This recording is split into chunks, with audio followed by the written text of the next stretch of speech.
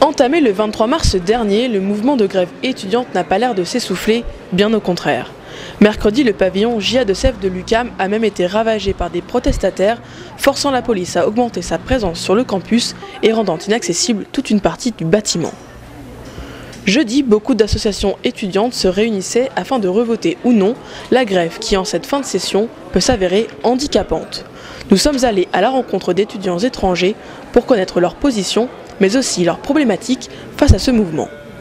Au niveau de l'association, je dirais qu'on est majoritairement contre l'austérité, notamment dans ce qui a trait aux programmes sociaux et aux coupures dans l'enseignement.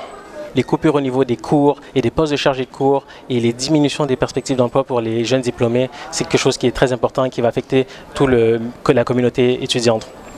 En ce qui a trait aux cassures et la violence, nous déplorons catégoriquement la violence, quelle qu'elle soit au niveau des autorités ou au niveau de la communauté étudiante.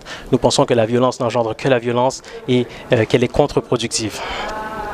Je ne vais pas dire que je suis à 100% contre la grève parce que je suis bien d'accord que les étudiants ont des revendications et ils veulent gréver contre l'austérité.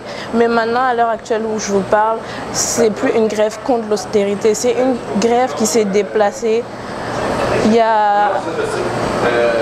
Je ne sais même plus à l'heure actuelle pourquoi on grève. Tout est mélangé, il n'y a plus d'ordre qui règne. Je ne pense pas que les étudiants à eux seuls peuvent faire changer le gouvernement et ils ne peuvent pas prendre en otage en fait toute la communauté ukamienne pour vouloir faire une grève de cette ampleur-là, c'est plus possible. Pour Nazir, étudiante à Polytechnique, c'est surtout le timing qui pose problème.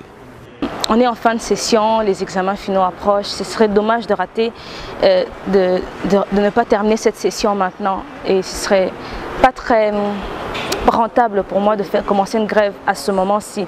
Ce serait beaucoup mieux à l'automne, au début de l'automne par exemple. Zachary est le vice-président de l'association des étudiants congolais de Polytechnique et même s'il comprend certaines revendications de cette grève, il nous explique la position délicate de certains étudiants étrangers.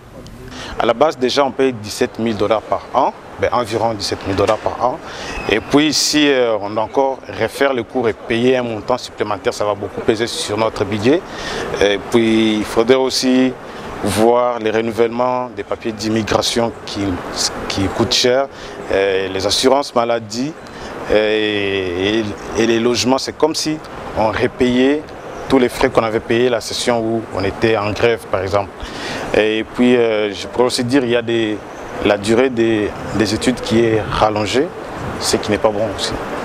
Pour l'heure, nombreuses sont les associations étudiantes qui ont décidé de prolonger cette grève. Avec une fin de session prévue dans 2 semaines, ce sont probablement les professeurs qui devront statuer eux-mêmes sur la réorganisation de leurs cours.